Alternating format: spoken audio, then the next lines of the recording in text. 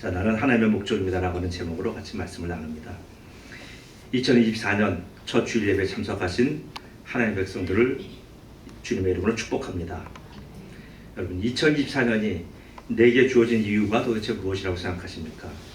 오늘 박사님사님 기도하신 대로 2024년이 내게 안 올 수도 있었습니다.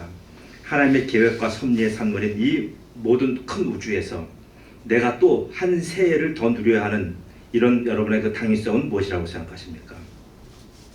우리가 아무렇지도 않게 누리는 이 새로운 한 해는 도대체 어떻게 해서 주어진 것까 한번 이 시간 생각해 보기를 원합니다. 이 새로운 한 해를 내게 주시기 위해서 노력한 사람은 이 땅에 아무도 없습니다. 나의 건강한 노력과 국가의 복지 시스템가 2024년을 우리에게 선물해 준 겁니까? 아니면 이 사회 최고 엘리트 그룹인 의사들과 그 의료 시스템이 우리에게 2024년을 선물해 줬습니까? 그들이 나의 건강 유지를 위해서 도움을 준 건 우리가 부인할 수 없어요. 그렇다고 해서 그들이 내게 새해를 줄 수 있는 능력이 있지는 않습니다. 그들이 내 건강에 많은 도움을 준 건 사실이지만 그들이 근본적인 생명을 우리에게 주지는 않았습니다. 그런데도 사람들은 그들이 나의 생명권까지 갖고 있는 줄로 우리는 착각하며 그들에게 매어 달리는 현상들을 많이 봅니다. 그것의 한계를 알면서도 매어 달리는 그 일배원적인 모습이 우리입니다. 여러분, 모든 생명은 하나님의 계획과 창조에서 비롯되었습니다. 생명의 터되는 우주와 지구는 이 생명 때문에 덩달아 하나님의 창조를 입었습니다. 그 중에서 인간의 생명이 최고의 가치입니다. 최고의 가치이기에 하나님은 사람에게 하나님의 형상과 모형을 입혀주셨습니다. 최고의 가치이기에 하나님은 사람에게 생기를 육체에 부어주셨습니다. 최고의 가치이기에 또한 사람에게 생명과 영원성을 주셨습니다. 이런 하나님께서 생명성과 영원성, 그 바로 자체이시기 때문에 하나님은 우리에게 생명과 영원을 주셨습니다. 그래서 하나님께서 출애굽기 3장 14절에 나는 스스로 있는 자다라고 하시는 그 말씀에 바로 들어있는 숨은 함의가 생명성과 영원성을 말씀하신 겁니다. 그래서 하나님을 내가 알면 알수록 내가 하나님의 이런 생명성과 영원성이 내게 점점 풍성해지는 걸 느끼게 됩니다. 그러나 땅의 사람들은 이를 인정하지 않습니다. 그들의 생명성은 눈에 보이는 것만 인정합니다.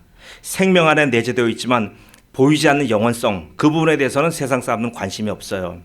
영원성에 대해서는 세상 사람들은 포기한 거예요. 대신 보이는 육체의 생명성에만 몰두합니다. 이것이 인간의 원천적인 한계예요. 땅의 사람들의 전형적인 삶이 바로 이와 같습니다. 인간은 하나님에 의해서 영원성과 하나님의 생명성을 부여받았습니다. 믿으십니까? 이는 하나님께서 하나님 자신을 인간에게 가장 귀한 것을 내어주신 것을 의미합니다. 하나님은 그토록 사람을 사랑하신 거예요. 여기에 대한 근거가 바로 성경입니다. 성경은 하나님이 어떻게 얼마나 인간을 사랑해 오고 계시는지에 대한 역사적인 기록입니다. 성경에 등장하는 사람 한 명 한 명의 삶은 오늘 사실 하나님의 이런 본질을 주신 것과 그 본질을 우리가 받은 그런 모든 기록물입니다. 지금 이렇게 하나님으로 말미암아 생명을 부여받은 인구가 전 세계에 지금 현재 80억이 있는데 이 80억 모두 생명은 하나님의 사랑의 대상이에요. 하나님의 사랑은 지금 모든 80억에게 동일하게 외치는 거예요. 하나님 떠난 삶에서 저들이 돌아오라고 하나님 지금 외치고 계십니다. 요엘서 2장 제 12절 13절 말씀 봉독합니다. 하나님의 말씀에 너희는 이제라도 금식하고 울며 애통하고 마음을 다하여 내게로 돌아오라 하셨으니 너희는 옷을 찢지 말고 마음을 찢고 너희 하나님 여호와께로 돌아올지어다. 그는 은혜로우시며 노하기를 더디하시며 인애가 크시사 뜻을 돌이켜 재앙을 내리지 아니하시나니. 이게 하나님 마음이에요. 그래서 오늘도 전 세계 구석구석에서 하나님의 종들인 오늘날의 노아가 방주를 만들고 있어요. 이렇게 복음을 전파하는 것은 바로 지금 노아가 방주를 만들던 그때와 동일한 겁니다. 지금 그 당시에는 우리가 오늘 말씀에서 읽었은 노아가 한 명이지만 지금 이 세대는 많은 노아들이 활동해요. 왜요? 많은 노아가 지금 방방곡곡에서 복음을 전하는 이유는 뭡니까? 이 세대가 더 악하기 때문에 그래요. 그 노아 시대에 홍수의 심판이 지금도 여전히 상존하는 상황이기 때문에 그렇습니다. 노아 시대에 땅의 사람들, 많은 땅의 사람들은 하늘을 의식하지 않았어요. 지금도 마찬가지입니다. 이 시대의 땅의 사람들은 하나님을 의식하지 않아요. 땅이 주는 생명의 풍요에 취해서 보이지 않는 생명의 영원성에 대해서는 관심이 없습니다. 지금 시대의 정신이라는 것은 보이는 생명에 머물러 있지 이 땅에 보이지 않는 영원성에 대해서는 관심이 없어요. 생명의 우리가 영원성, 생명이 저 오래 살고 싶고 생명이 더 종교에서 말하는 내세성이 있습니다. 그것도 일종의 육신의 연장선상에서 이해하고 받아들여요. 그렇게 보이는 생명의 날수 연장이 세상 사람들은 최고의 관심사예요. 이 세대는 자기 생명의 영원성도 인정하지 않습니다. 그냥 눈에 보이는 자기 생명만 잘 살고 좀 더 길게 살고 복되게 살면 그거로 족합니다. 그럼 이런 태도가 뭐예요? 이런 태도가 성경적으로 보면 자기를 사랑하지 않는 거예요. 자기도 사랑하지 않는데 어떻게 보이지 않는 하나님을 인정하겠습니까? 내 인생 최고의 가치는 세상 사람들에게 있어서는 보이는 나고요. 내가 지금 누리고 있는 것들밖에 없어요. 이런 인생관이 지배하는 사회를 하나님은 창세기에 다음과 같이 진단하십니다. 여호와께서 사람의 죄악이 세상에 가득함과 그의 마음으로 생각하는 모든 계획이 항상 악할 뿐임을 보시고 땅 위에 사람 지으셨음을 한탄하사 마음에 근심하시고 이르시되 내가 창조한 사람을 지면에서 쓸어버리되 사람으로부터 가축과 기는 것과 공중의 새까지 그리하리니 이는 내가 그것들을 지었음을 한탄함이라 하시니라. 창세기 6장 5절에서 8절 말씀이에요. 지금 이 시대를 하나님이 진단하시는 거예요. 영혼과 생명은 바로 하나님 자신을 의미합니다. 하나님이 인간에 대한 사랑은 바로 이 영혼과 생명으로 우리가 나타나요. 영혼과 생명으로 우리가 알 수 있어요. 그래서 성경은 얘기합니다. 우리가 주목하는 것은 보이는 것이 아니요 보이지 않는 것이니 보이는 것은 잠깐이요 보이지 않는 것은 영원함이니라. 고린도서 4장 18절 19절 말씀이에요. 바로 우리는 여기에 우리가 주목하는 겁니다. 하나님은 그의 영혼과 생명을 하나님의 백성들에게 아낌없이 나눠줬습니다.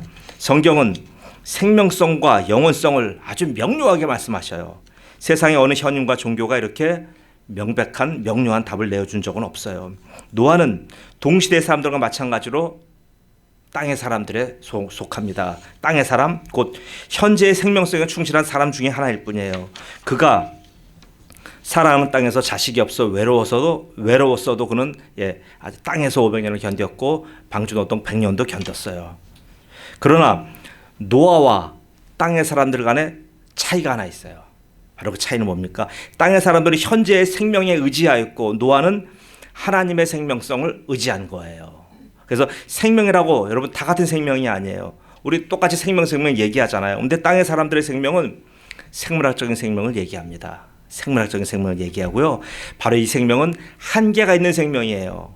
그것을 보완하기 위해 그들이 의존한 것이 바로 뭐냐 하면 영성과 종교예요. 영성은 아주 유한한 생명들이 꿈꾸는 영혼성의 흔적이에요.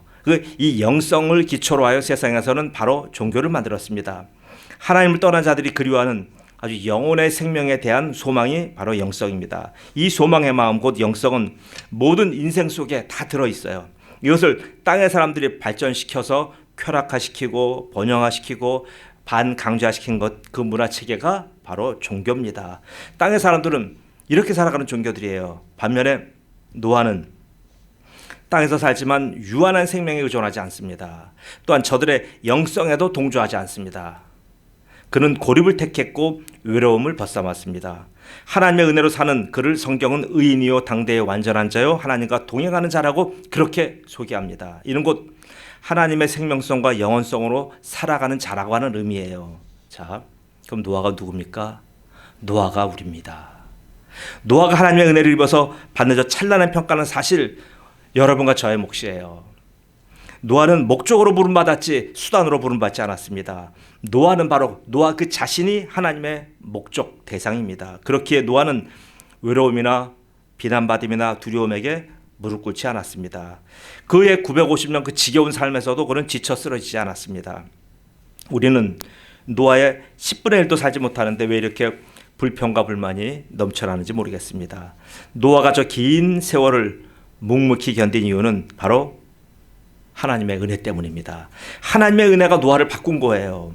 노아가 땅의 사람들을 보고 자기가 각성했기 때문에 바뀐 게 아니에요. 곧 그의 행위가 의인이 아니라 하나님의 은혜가 의인입니다. 의인이기에 걸음걸음을 하나님이 다 파악하고 계셔요. 의인이기에 하나님이 그의 인생 목표가 되고요. 그의 시선은 땅의 사람, 땅의 문화에 가 있지 않아요. 그의 시선은 늘 하나님께 고정되어 있습니다. 사랑하는 부부는 어때요? 서로에게 시선이 고정되어 있잖아요. 그리고 세상에 대해서 둘이 같이 서서 한 방향을 바라보잖아요. 부부는 그래서 동행하는 가장 기초적인 존재가 부부입니다. 노아는 하나님의 목적입니다. 땅과 땅의 사람들이 하나님의 목적이 아니에요. 잘 보세요. 80억의 사람이 있지만 그 중에서 하나님의 목적은 일부예요. 하나님의 목적은 오직 노아입니다. 그렇게 노아에게만 은혜를 주신 거예요. 그냥 주신 정도가 아니라 온몸을 폭 감싸셨어요. 그것의 상징이 바로 방주배입니다. 방주로 노아를 폭 감싸 안으셨어요. 방주 안에 노아를 거다 넣으시고요. 심판의 바다가 그를 넘보지 못하도록 그를 보호하셨습니다. 그 기간이 무려 13개월입니다. 우리 2023년 한 해가 같은 여기에 해당됩니다. 하나님이 그의 백성을 암탉이 알을 품듯이 그렇게 돌봐주신 거예요. 그렇게 하나님의 은혜를 입은 자들이 지금 여기 계신 은혜빛교회 성도 여러분들입니다. 여기 이렇게 앉아서 우리가 2024년을 맞는다는 것은 작년 심판의 바다에서 여러분이 하나님의 보호를 받았다는 걸 의미하는 거예요. 작년에 홍수가 40주야를 나를 덮었고요. 내 아끼던 세상의 모든 흔적들을 다 쓸어갔어요.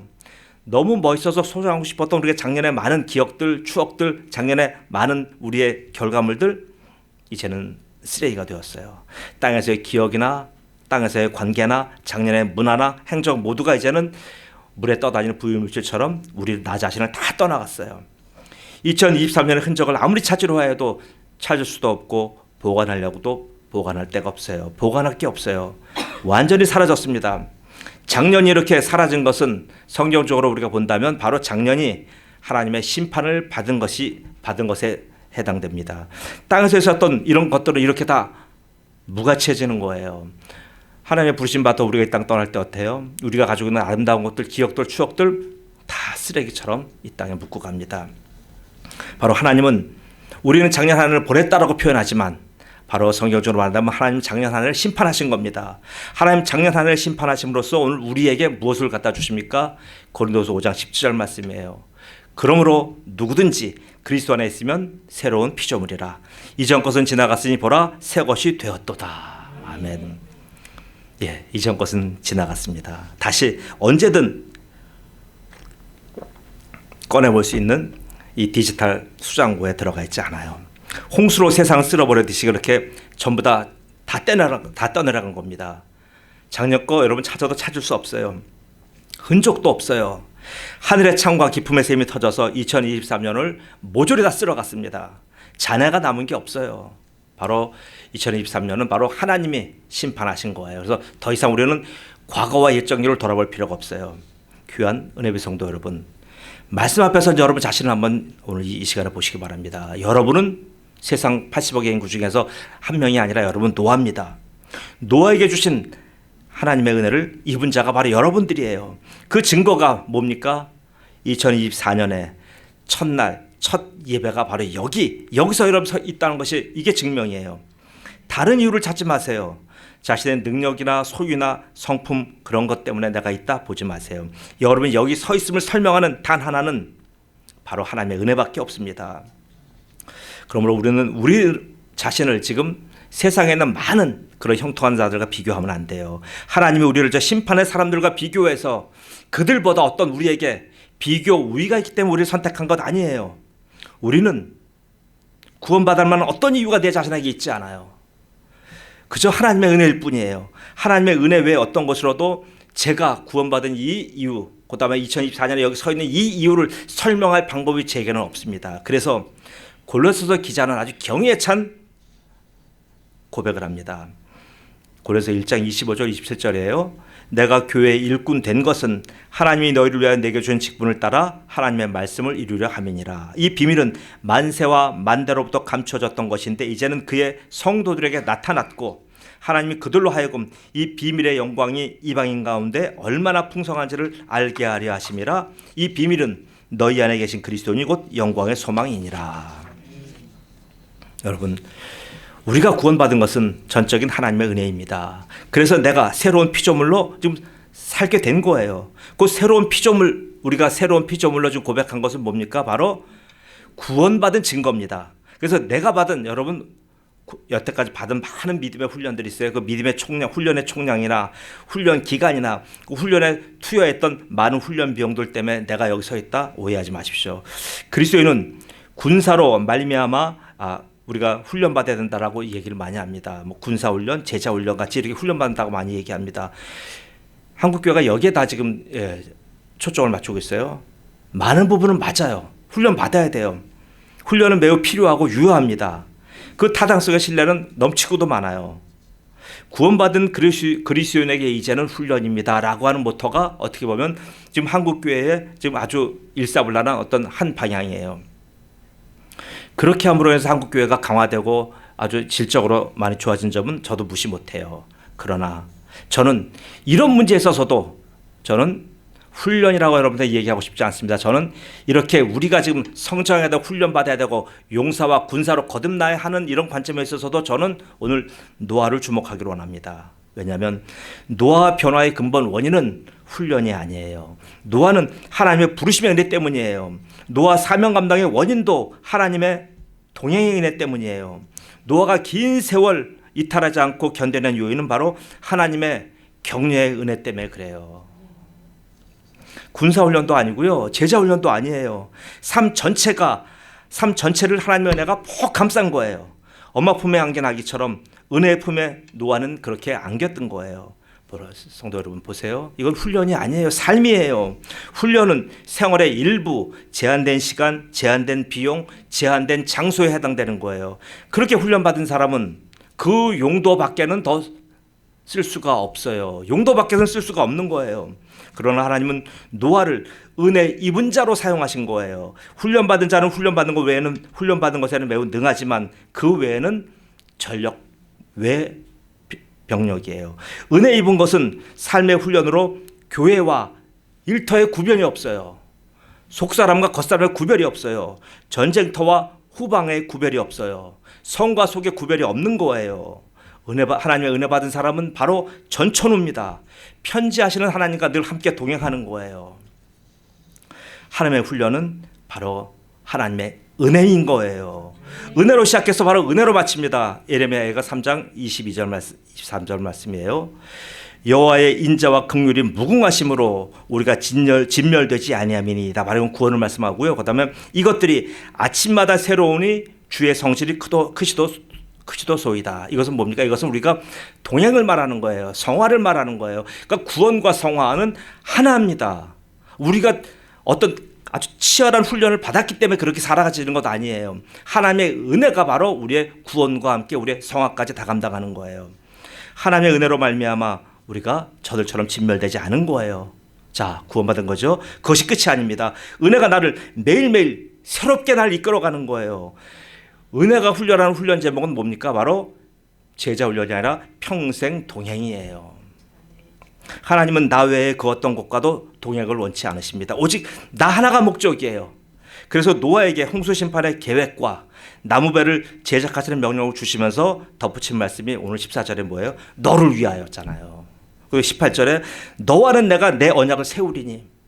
하나님의 관심과 하나님의 목적은 바로 방주도 아니고요. 바로 누구예요? 노아예요. 하나님은 이 엄청난 일을 하시면서 노아에게 맞춤 목적성을 부여하신 겁니다. 내가 생각하는 나의 생명가치와 예수님이 생각하시는 나의 생명가치가 같아야 되는 게 맞지만 달라요. 우리 한 사람 한 사람의 생명이 바로 하나님의 목적임을 예수님은 말씀하셨어요. 사람이 만일 온 천하를 얻고도 제 목숨을 잃으면 무엇이 유익하리요. 사람이 무엇을 주고 제 목숨과 바꾸겠느냐? 마태복음 16장 26절 말씀이에요. 이렇게 우리가 귀한 생명인데 우리는 자기 자신의 존재 가치에 대해서 예수님이 생각하는 생명 가치만큼 여기질 않아요. 존경하는 예배 성도 여러분, 우리 목숨의 생명 가치가 이렇게 엄청난 건데 얼마나 대단하면 하나님은 노아를 그리고 우리 자신을 목적으로 이렇게 여겨주셨는데 왜 우리는 이렇게 우리 자신을 가볍게 여깁니까? 왜 우리는 우리 자신을 너무나 낮춰봅니까? 왜 내가 나를 놈이라고 하고 왜 내가 나를 이렇게 여러 가지 부정적인 시각으로 나를 바라봅니까? 여러분, 하나님 나를 목적으로 삼으신 이유가 궁금하지 않으십니까? 왜 나 같은 존재를 그럼 하나님의 목적으로 삼으셨습니까? 여러분, 노아가 아니고서는 하나님의 구원의 계보가 퍼져나가지 않기 때문에 그래요. 여러분이 아니면 하나님의 구원의 성도가 증식되지 않기 때문에 그래요. 내가 가진 모든 것은 나를 수식하는 용도 정도는 될 수 있지만 그것이 나의 생명 가치를 더하거나 덜하게 하지는 못해요. 나의 생명 가치는 누구예요? 오직 하나님만이 결정해 주신 사항입니다. 그 결정 사항이 얼마나 대단한지 그 결정에 이의를 제기할 자 없어요. 그러니까 여러분 자신을 자꾸 폄하시키지 말란 말이에요. 다니엘서 4장 35절 말씀에요.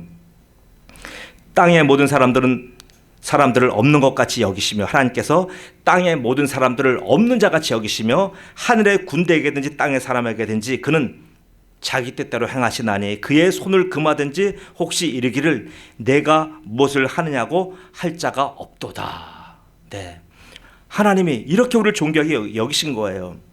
하나님의 정하심을 바꿀 자는 아무도 없다는 것이 성경의 아주 위대한 선언입니다. 내가 받은 은혜를 누가 바꾸고 누가 변기해 갑니까? 아무도 없어요. 여러분이 살면서 받는 어려움과 고통이 이 은혜 뺏어가지 못합니다. 악의 영들과 사탄도 하나님의 정하심을 바꾸지 못해요. 상처나지 하나님의 정하심을 바꿀 자는 아무도 없습니다. 그런데 우리는 삶에서 어려움이 오거나 또 나의 죄성이 막 올라올 때 어떡합니까? 자신이 하나님의 목적이라는 사실을 잊고 말아요. 나 같은 자가 어떻게 나 같은 놈이 이렇게 하고 말아요? 자신에게 임한 하나님의 은혜를 스스로 부인하는 거예요. 노아가 나무배를 80년 이상 만들 때 이런 만약 의심이 와서 그만뒀더라고 한다면 노아는 어떻게 되었겠습니까? 하나님의 역사를 부인하는 자가 되었고 하나님의 사역을 회방하는 자가 되었을 거예요.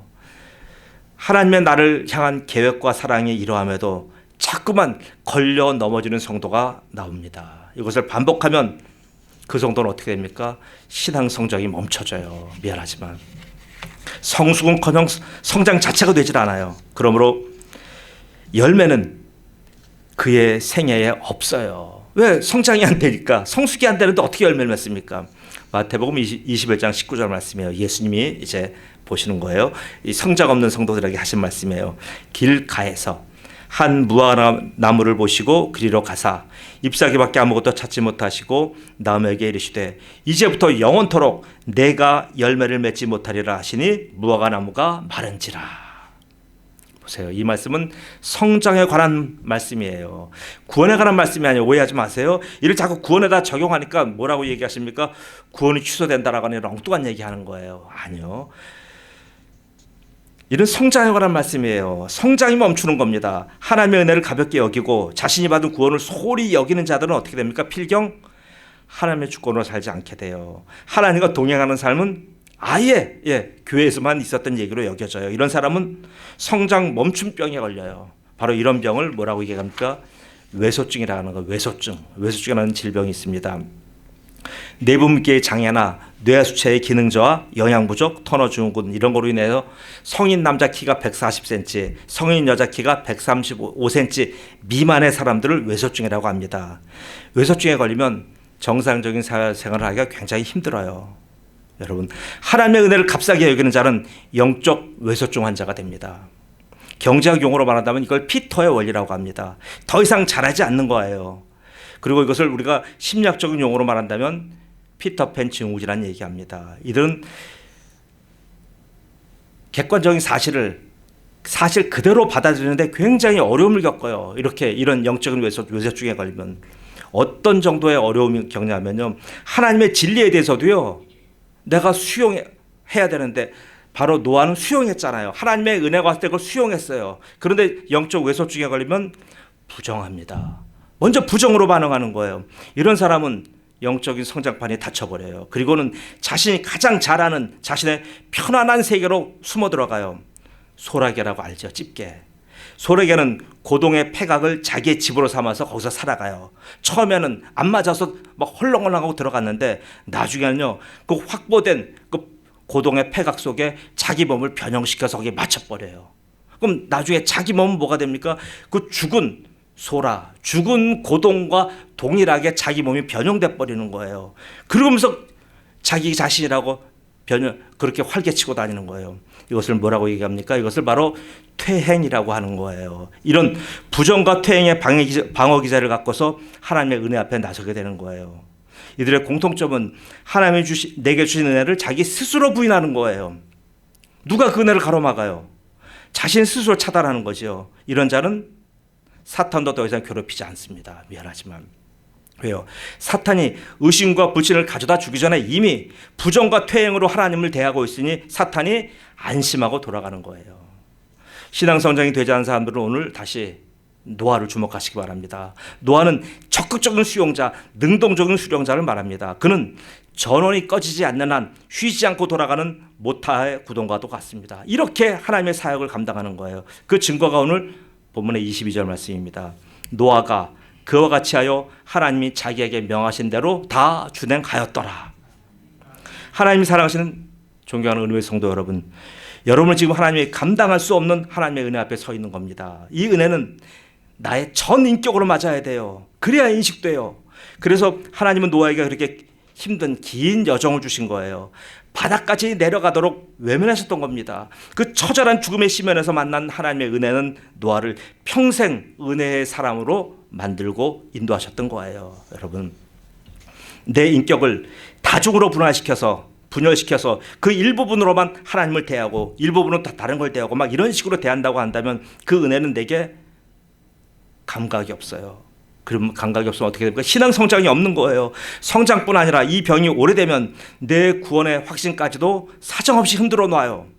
교회를 떠도는 많은 이들이 사실 이런 영적 감염병에 걸려 있는 거예요.